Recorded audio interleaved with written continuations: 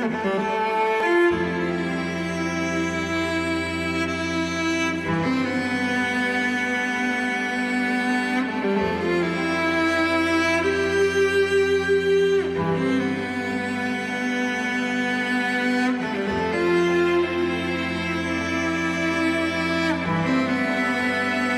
ψυχική νόσος χτυπάει όλες τις πόρτες, αλλά δεν τις κλείνει για πάντα. Μη μένεις μόνος, ζήτα βοήθεια.